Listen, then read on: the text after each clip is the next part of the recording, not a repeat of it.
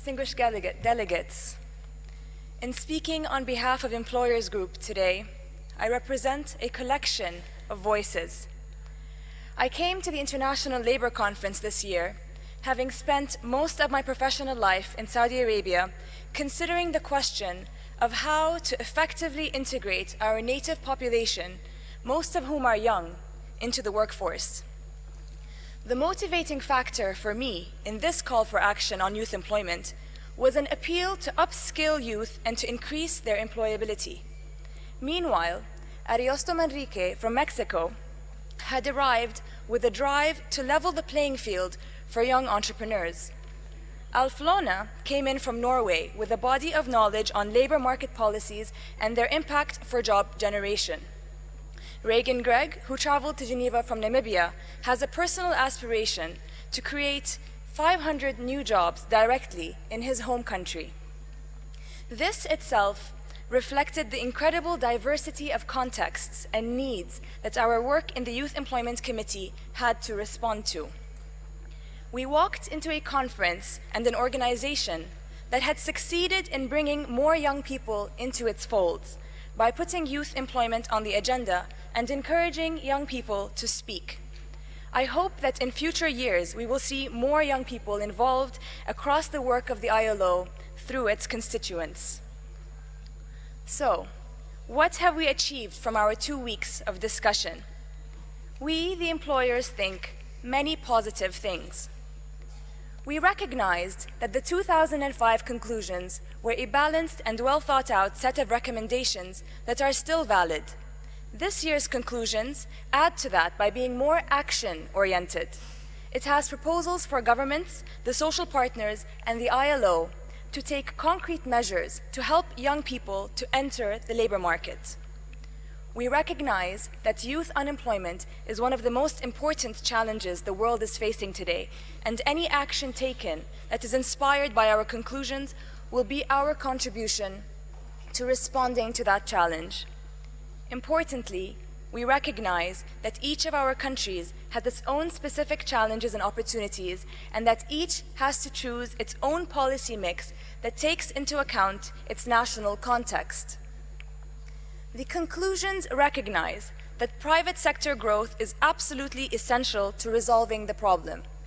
Private sector growth depends on business confidence to invest in productive activities and to create jobs. We also recognize the role played by entrepreneurship. For us, it is clear that only private sector growth will generate the resources needed by the state to take the actions we propose, while at the same time maintaining financial and fiscal sustainability that we call for in the conclusions. Only private sector-driven employment can create the millions of jobs needed to reverse the crisis that many countries face.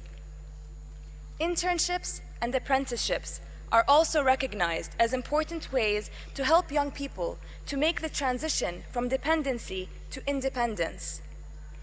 We have other quite useful recommendations in the section on education and training.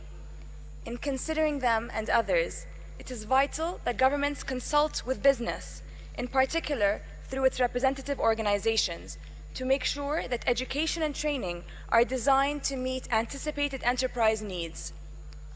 Nothing short of such engagement in order to maximize employability is needed in order to overcome the structural barriers that prevent millions of educated young persons from getting jobs that are currently available. We have also emphasized the importance of youth entrepreneurship. In fact, entrepreneurs of all ages are amongst the most valuable resources in any economy, since it is they who take risks to create the wealth, jobs, and revenues that are so vital for society to prosper. Entrepreneurial spirit in all its forms must be encouraged in order to reverse the youth employment crisis. These, in brief, are the strengths in the conclusions we put before you today. There are, at the same time, some parts of the conclusions that we feel could have been better. For instance, it should be obvious that flexible work arrangements, in particular part-time, fixed, and temporary work, are stepping stones for young and inexperienced people to get a foot in the door of the labor market and to bolster their CVs. Unfortunately, the conclusions fail to recognize this. However, we are confident that policymakers around the world already know this and will not deny such opportunities to young people, especially in times of crisis. A missed opportunity in our conclusions was the failure to recognize reasonable youth rates as an encouragement to hire inexperienced young people and give them their first experience at work. Another point where we could have done better is the concept of a rights-based approach to youth employment, which was introduced into the text. We have no difficulty whatsoever in recognizing that all workers need their rights under national law and contract to be respected, protected, and promoted. However, rights do not create jobs. Fundamental rights should clearly be available to all workers, regardless of age. Rights relating to working conditions should be set at levels that do not discourage job creation. So the rushed line in paragraph 48 of the text is, in our opinion, inadequate, perhaps even misleading, and in any case, unclear. The section on the ILO is a call for action. We endorse the work that the ILO is doing in the field of youth employment and call for more. We encourage the ILO to continue being responsive to the needs of its members and to raise its game, so to speak, with respect to youth employment. The magnitude of the problem demands this from all of us. At the same time, we believe the ILO should do what it was mandated to do and what it is specialized in, rather than stray into areas that are the mandate of other organizations. This is particularly the case with respect to macroeconomic policies. Saying that employment should be at the heart of economic policy is fine, but then going on to suggest what policies countries should adopt is a step too far. Every country has its own political and economic priorities, and with them, its own political authorities who make such decisions. The multilateral agencies that specialize in economic policy are better equipped than the ILO to study overall policy options and advise government in this respect. Looking back at our work, we note that our conclusions were not arrived at very easily. I think our committee spent more time in getting its work done than any other committee this year. It was partly because of the size of the subject we had to address, partly because of the length of the draft conclusions we had to negotiate, but also, and importantly, because of the strength of our convictions and the passion each of us brought to this issue, so vital for all of us. But our work was certainly not in vain.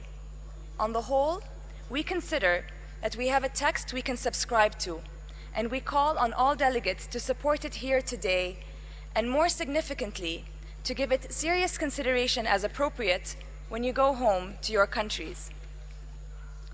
Before closing, my group wishes to thank the various contributors to the results that was jointly produced. First of all, we salute our chairman, Ambassador Nuruddin Bardadej, for his patience, diplomacy, and tact. He guided us through some difficult negotiations with skill and fairness and made time for us when there was no time left. We thank the workers' group, and in particular their vice chairman, Plamen Dimitrov, and spokesperson, Grant Belchamber. It was our shared strong commitment to employment opportunities for young people and to social dialogue that led to our agreement on the text now before us. We thank our government colleagues for their contributions.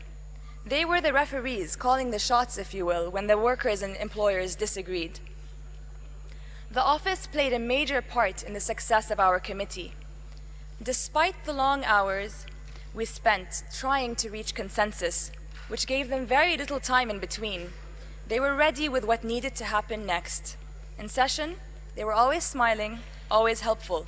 They worked hard and they were efficient.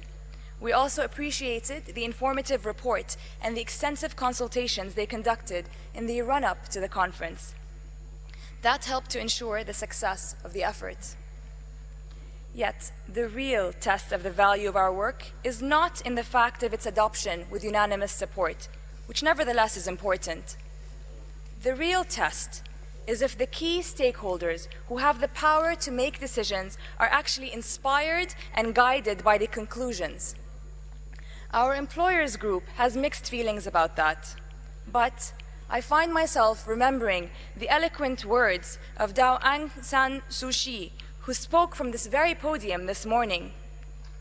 On youth employment, she said, "It is not so much joblessness as hopelessness that threatens our future."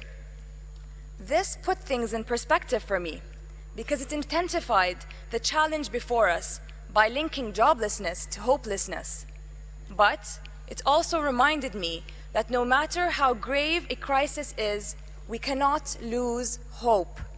And with that, I am, on behalf of employers, full of hope that our work will contribute a part of the solution and that it will be built on further inside and outside the ILO in the coming months and years.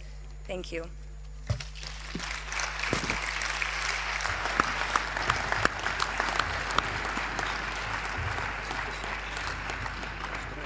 Muchas gracias, señora Alturki.